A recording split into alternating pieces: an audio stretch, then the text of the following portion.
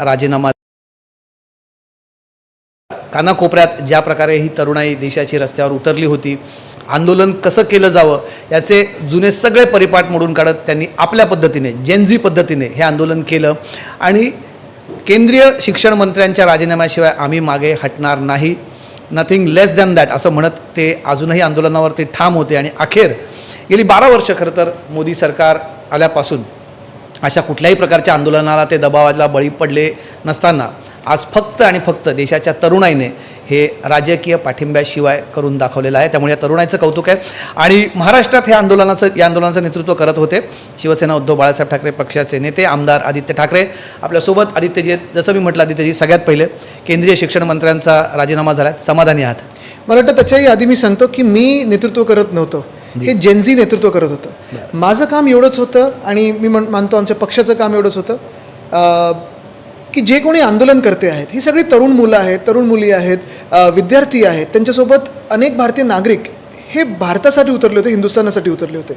आणि आमचं काम एवढंच होतं त्यांचं संरक्षण. त्यांना कोणी लाठी मारणार नाही, त्यांच्यावर कोणी टिअर गॅस सोडणार नाही, कारण आपण पाहतोच आहे दिल्लीमध्ये काय झालं. अर्थात आपण जे विचारते मला समाधानी आहेत का, मला वाटतं हे पहिलं पाऊल आहे.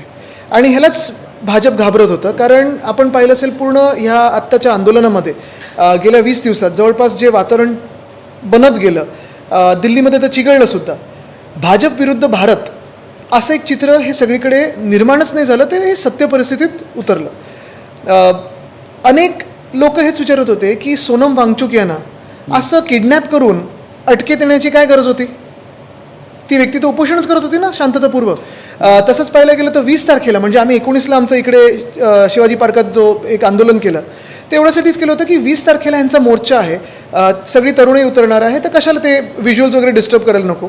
पण 20 तारखेला जर तुम्ही पाहिलं तर आम्ही सगळे TV पाहत होतो, पार्लमेंटच्या दिशेने जेव्हा जात होता मोर्चा, छातीवर बंदूक रोखली, tear gas, taser gun, electric shock देणार टेझर गन, तुम्ही बॅरिकेडमध्ये इलेक्ट्रिक शॉक लावलेले आहेत, तुम्ही लाठीचार्ज करता, त्याच्यात गंजलेले खेळे आहेत. एवढं निर्दयी क्रूर भाजपाचा जो एक जी राजवट आहे, मला वाटतं त्याच्यावर फ्रस्ट्रेशन हे आलंच आहे लोकांना. आणि ही सुरुवात आहे. म्हणजे आत्ता काय झालेलं, त्या दिवशी पण मी बोललो की मंत्रिप्रधान ते प्रधानमंत्री हे कधी ट्रान्झिशन होईल हे तुम्हाला माहिती नाही, पण हे दिसायला लागले. आज इथेनॉलच्या विरुद्ध लोक आहेत, त्रस्त आहेत, हैराण आहेत. हे जे काही लाठीचार्ज झाला, कोणी आदेश दिले? तो कोण संदीप लांबा की कोण तो तिकडचा अधिकारी DCP. इथे पण काही काही दमदाटी कुठे कुठे करत होते, कोण महिलांचे केस खेचत होते, कोण मागून जो हात लावत होतं. ही मस्ती आली कुठून? ही मस्ती एवढ्यासाठी आली होती कारण आत्तापर्यंत शांतपणे आपण सहन करत होतो सगळे अन्याय. जेनझी आणि जेन अल्फा जी उतरली, म्हणजे काही काही तर आपण पाहतो इंस्टाग्राम वगैरे, आणि इंस्टाग्रामच्या मेसेजिंगवर त्यांचे ना व्हॉट्सअपचे ग्रुप्स आहेत ना, टेलिग्राम ना, काय ना काय, फक्त कुणीतरी एक टाकतं आणि सगळे लोक देशासाठी पुढे येतात. पण आदित्यजी, तुम्ही म्हणालात की आपण परत धर्मेंद्र प्रधानच्या राजीनाम्यावरती बोलूया. त्यांनी राजीनामा दिला आहे, तुम्ही म्हणतात ही फक्त सुरुवात आहे, पण समाधानी तुम्ही म्हणतात की समाधानी नसतं. नाही, पहिलं तर त्यांच्यावर आता ते राजीनामा तर दिलाय, आता पुढे NTAचं काय होणार? तिसरं म्हणजे आपल्याला आठवत असेल नीट जेव्हा परीक्षा म्हणून चाली तेव्हा पण आम्ही विचारत होतो नीटची खरी गरज आहे का? तेव्हा अनेक राज्यांनी हा आवाज उठवलेला, आम्ही उठवलेला, तामिळनाडूने उठवलेला, कर्नाटकने उठवलेला. त्याच्याही पलीकडे जाऊन आपण पाहिलं तर आता धर्मेंद्र प्रधान, आपल्याला हे सर्वांना माहिती आहे की ह्या सगळ्या घोटाळ्यामध्ये कालच 2024चा जो नीटचा पेपर फुटला होता त्यांना क्लीन चिट दिली त्या माणसाला.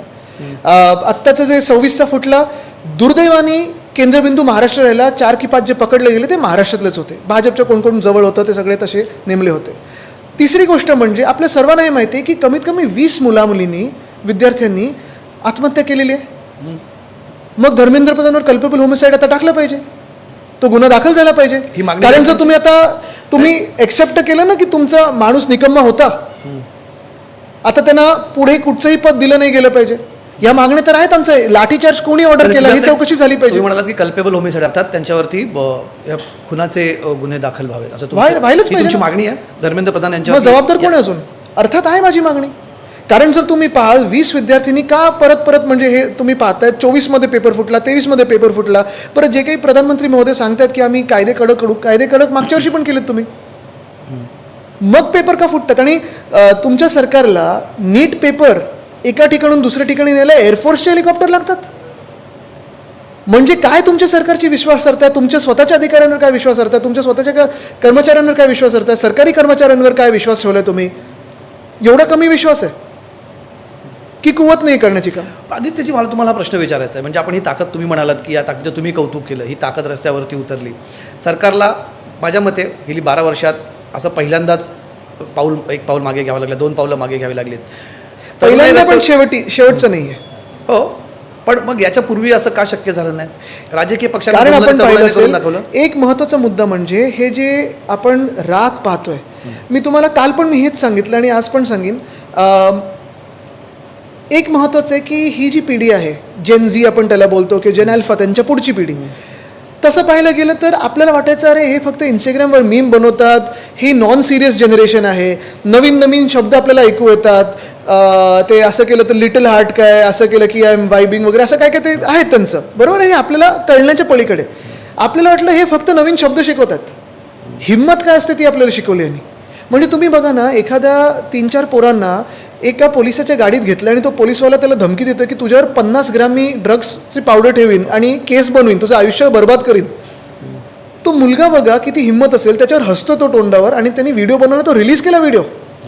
हे आपल्या पिढीतलं म्हणजे हे नाही, Gen X पण किंवा काय millennials ला नाही जमणार. आपण बूमर्स मिलेनियल्स आपण थोडे अर्थात शिस्त पाळायलाच पाहिजे, पण ही जी जिद्द आहे ना, हे अशाच पिढीमुळे प्रश्न विचारले जातात, अशाच पिढीमुळे उत्तरं घेतली जातात.